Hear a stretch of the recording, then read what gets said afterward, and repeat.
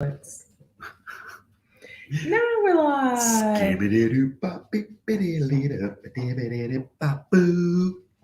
have intro music now, folks. Why not make it fun, right? Welcome to the Unedit, the show where we keep it real, raw, and unfiltered. That's right. We're not here to sugarcoat anything. We're going to give it to you straight. No chaser. I'm Whitney, and this is my co-host. I'm David. Good morning. You read that? Oh. Each week, we're going to take you on a journey through the ups and downs of life with a little bit of humor and a whole lot of heart. Today, in segment 1, I feel like my nose is we get weirdly multiple big. segments.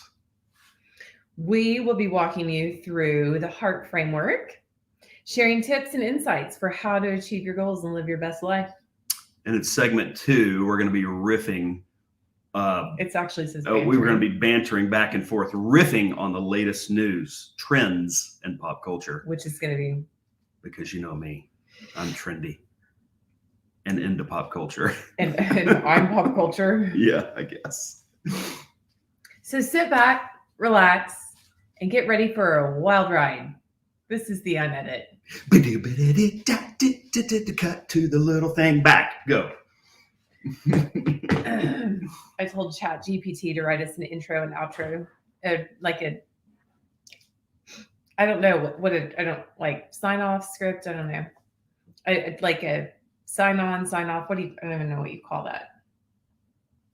Intro? Intro. Yeah. Outro? Is an outro a thing? Yeah, absolutely. It's like a recession. It's like a procession and a recession. I don't know, but is outro actually a word? Outro is a word. I'm pretty sure. Light up our chat and let us know. I don't know. I'm pretty sure. It's a word. Intro and outro. I think they're opposites, truly. Okay, well, we'll figure that out. So today we were going to talk about, my plan is evolving. Okay. So we started this last year, mm-hmm. and it was sort of the David and Whitney morning show, mm-hmm. and then it became the Unedit, mm-hmm. not the Unprepared, which I was one day. Matter of opinion. And then, fair. Mm-hmm. And then I feel like there have been some interesting developments. And one thing that I think is that we need to develop a content plan for what we're going to talk about in this show. All right. I can get that in a document for us, figure mm-hmm. that out. Mm-hmm. And then I think we film it live. We get all the, I don't know. We don't need equipment. We can do this without, we have, I mean, we've got camera lights and microphone. We can make that happen. I have been working on that this morning. Really? I think I can make that happen by next Wednesday at 9 a.m. That's cool. Yeah. And if you need to film videos, we can do that too. Can we have like a boom mic thing? I don't know about that. I'll do my best. Okay. It's the mic that goes on top of the camera, but we'll see how it goes. I don't know. It'll work. Yeah. Maybe we need to get like a little tripod thing that the camera can sit on the counter. So I think we need to take this content and turn it into a podcast. And I think we need to call it the Heart Goals Podcast. And if you want to watch it live, you can. Okay. On Wednesday mornings at 9 a.m. And ask questions. Yeah, you could, I guess, ask questions if you're filming it live. If we're filming it live. I don't know. We'd have to talk about that. I mean, because people don't have that on. That doesn't happen on podcasts. No, they usually do. They'll do like a show that's dedicated to Q&A. Like people have asked questions to say, just ask your questions. We'll put them in a document, and we'll just have one day where we sit here and answer all the questions. Okay, so the next question you have for me and all of you guys out there, I know this is why heart goals? Like, what is that? Why are you turning it into a podcast? And do you really have that much to say about heart goals or heart in general? Just living with heart. Yes, she does. I think we do. I was thinking about this last night, and I think that there's a lot to say about living with intention and purpose and I think that there are a lot of benefits to using heart in your life, like motivation and organization. And it's a very, I think there might be, I've done some research on this in the past, and this would be an interesting website, or I mean, not website, podcast topic. There are different goal archetypes. Okay. Please explain. Well, according to my research, there are about 4 different types of goal setters. Okay. What's number 1? I gave these names in my notes, and I don't exactly remember what the names were. The first one was it's like the goal setter we all love to hate. It's that type A personality. Like the go-getter that is going to do whatever it takes. Here's my spreadsheet. Here's no matter what cost. I'm tracking all my steps, my calories, my food, like they live and die by a data point. Is that you? No. Not me. Okay. What was the second type B? The second type is, I'm going to look at my notes. Let's pull this up because this was interesting, actually. Don't let my lip gloss roll off onto the ground. A minute.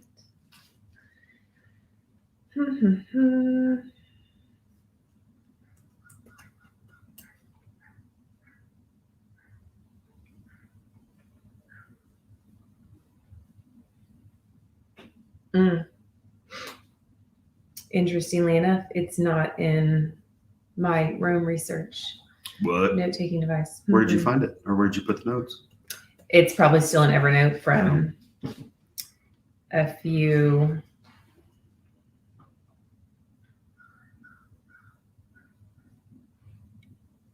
So will that go get it out of Evernote? To pull that, I actually have to open Evernote. Okay. Anyway. To the best of your recollection. Let's just talk about 2 goal archetypes today. Okay. Because on the opposite end of the spectrum, we've got people who really just don't enjoy a data point. Okay. That's me. I don't like tracking things. I don't do it consistently. Variety is the spice of life. And if I'm tracking the same thing every day, day in and day out, I've never been able to do that. And some people do, Anyway, that's kind of where heart goals came from. Is that like a discipline? I mean, it's something you could learn that if you wanted to be that hardcore, there at one point we were talking about habit stacking and things like that. I don't remember what we were doing that for. Like you stack one habit on top of the other on top of the other. Is it something that you would use that system of, well, today I'm going to track how many steps I take. And then tomorrow you're going to say, okay, I've tracked my steps and now I'm going to add on how long I do one arm curls. Right. But it doesn't work really well to say, okay, well, today I tracked my calories and tomorrow and on top of tracking my calories, I'm also going to track my water. You have to almost get that first habit down, which, I think data says, research that has different numbers, but people say 21 days to make a habit. I've heard longer. So you would have to get that. You would have to get that first habit nailed down before you stack another one on it. Before you can stack another one on it. So that would take a while to get I think that this is your type A. I think, and some people are just born with it that they can. Yeah, some people can do that. You're right. But yes, for someone like me to keep stacking all these things on top of each other, at some point in time, I feel like the structure is going to collapse, and I'm going to be left with a hot mess of attempted goal setting. No. Here it is, goal setting archetypes. Nope, that's not it. Hang on.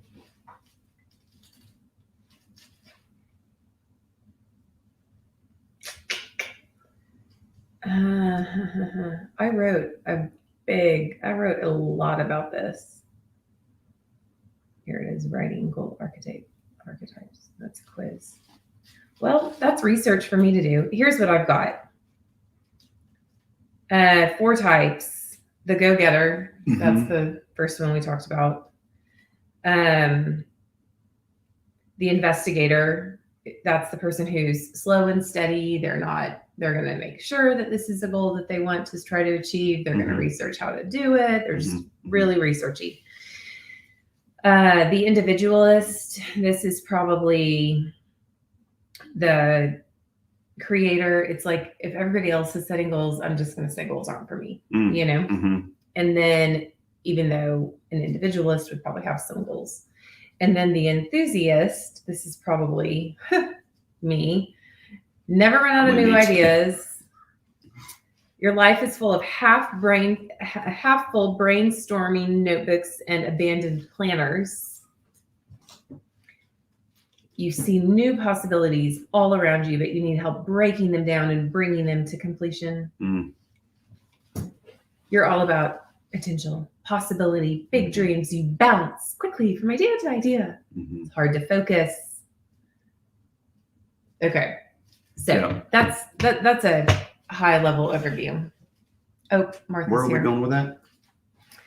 I was wanting to talk about why goal setting is important and introduce people to this concept of heart, and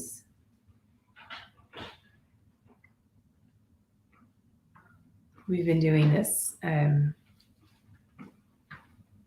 chemo cream skin peel thing. So I've got some, that's that. Okay. So that's why we were talking about that. Okay. Okay. What do you want to, so What are next? What are the next steps for getting that done? When will we start this new little? Ooh. Hi, come in. Well, so thing 1 is you're gonna do the equipment. Mhm. I guess hi. I guess thing 2 would be how do you actually get it to how do you actually get it onto Apple? How do you get the how do you where's it upload hosted? it? Yeah, all that Okay. stuff. All Where right. do you put it? I'll figure that out. Those are my. And what file format do we need? That's a really good question. Get it to Apple. You mean Apple Podcasts? I don't know. I don't even know where it goes. I mean, that's where I listen to podcasts. Where do you listen to podcasts? That and Wondery. That and Spotify. Wondery. Yeah. Oh, you listen to Spotify? Mhm. I think is Tim Ferriss's on Spotify? There's somebody really good who is, but you have to have a subscription, which I probably do have a subscription We to do. Spotify. Anyway, on to segment 2. Do we have to do like an interstitial here or something? Like this episode is brought to you by us. By our kitchen. We're gonna be bantering back and forth. Yeah, that's what we said. We need to deliver on that promise. On trends. We're gonna riff. Ooh, in pop culture. Pop culture and current events. Tell me something pop culture-y. That's not really my thing. Oh, I guess pop culture wise, I don't know if anybody like Tiger Woods last weekend. So a year ago, this last weekend is when he ran his car off of the road in California and basically. That was only a year ago? Maybe it's 2 years ago. It was 2 years ago. Right. So this was the anniversary of that. And he pretty much should not be walking or really living after that. Oh, really? It was awful. And so he came back and he was playing at the Genesis Open in California, and he came back and played in that tournament and made the cut. And I've been watching this thing on Netflix. It's called Full Swing. It's kind of like a behind the scenes of the PGA Tour. And they're interviewing all these people, and they're just saying that he is a completely different guy. The attitude is gone. I mean, he's like, this whole thing has made him realize that with everything else that's gone on in his life. You can't be a jerk. Yeah, that life is short. You can't treat people the way you're treating people, and expect to get away with it. Right, I guess. So it was really interesting. So that's my pop culture for the day. I just Googled pop culture news. And what we get? Well, there's a conference in Albuquerque. This is a top story from the Albuquerque Journal. Mm-hmm.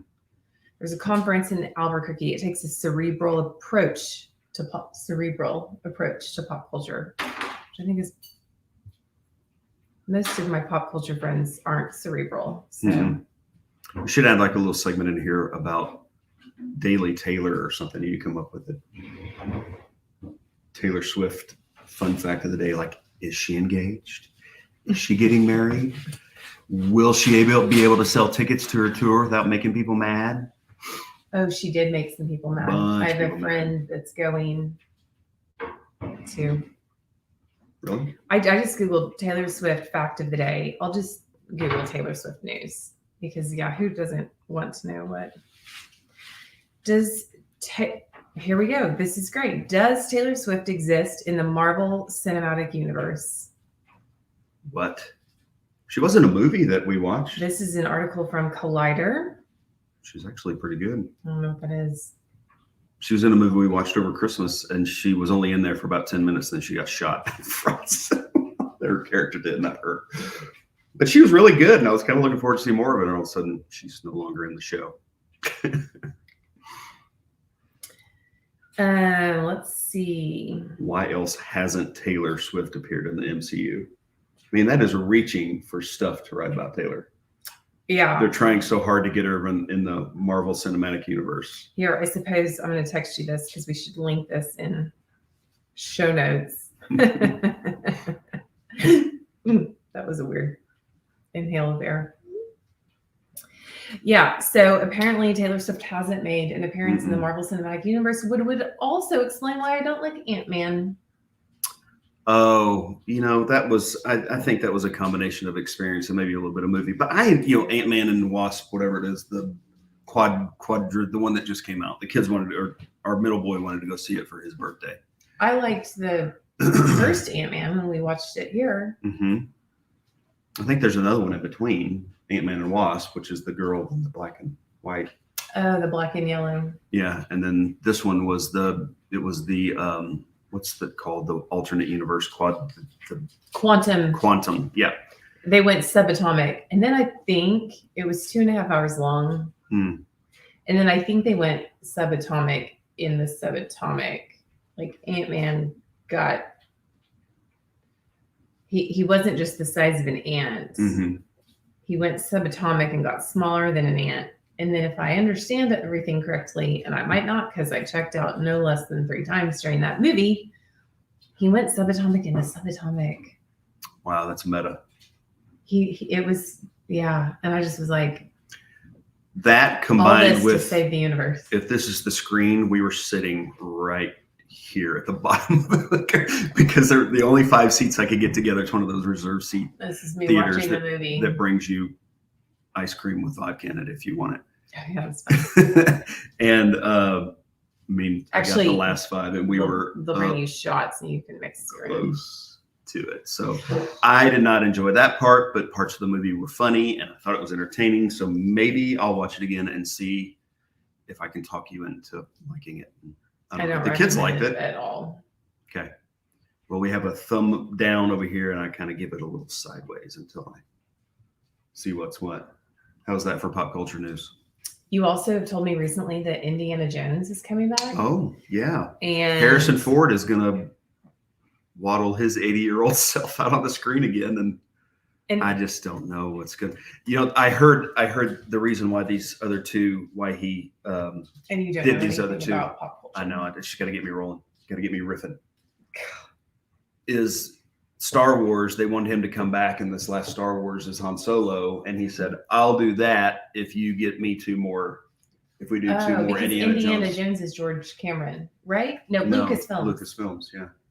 But now Lucasfilms is owned by Disney. Yeah. And so he said, all right, Disney, if I come back as Han, you're making 2 more Indiana Joneses, even if they're terrible and I can't walk. That's a quote. Really? No. Oh my gosh. Then you can't tell the internet it's a quote.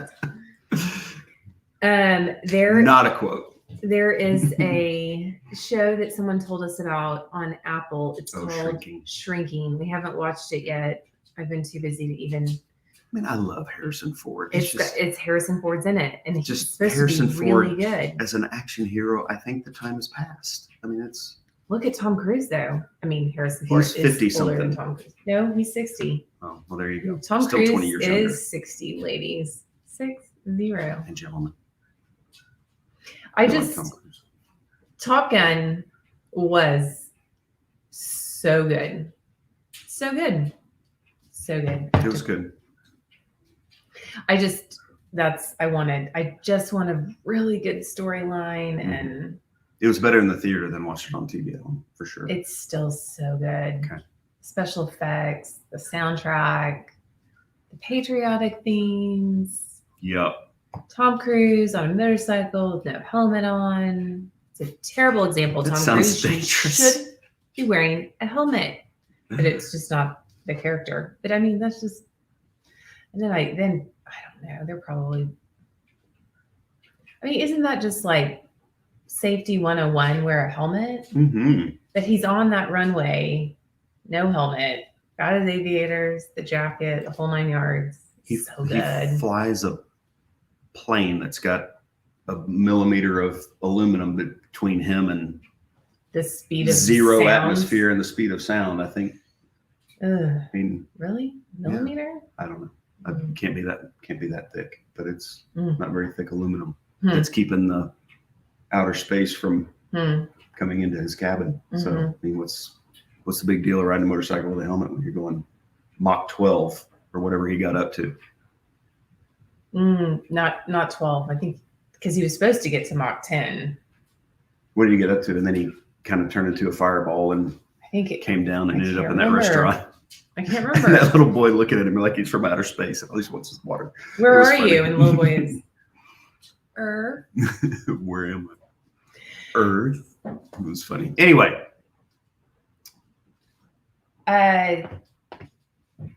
That's all we've got for today. Yeah, this is where the other music will come in. We'll say host one will say.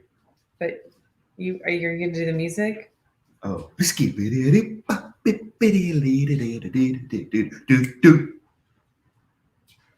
And that's a wrap for this week's episode of the Unedit. Thanks for tuning in and sticking with us through the laughs and all the tears that we cried today and the unedited moments. It's funny. Remember, life is messy, but it's also beautiful. So don't be afraid to embrace the chaos and go after your dreams. We'll be back next week with more heart, more banter, and more unedited moments. Until then, stay true to yourself, stay authentic, and stay unedited. See you next week. We're supposed to say that together. See you next week.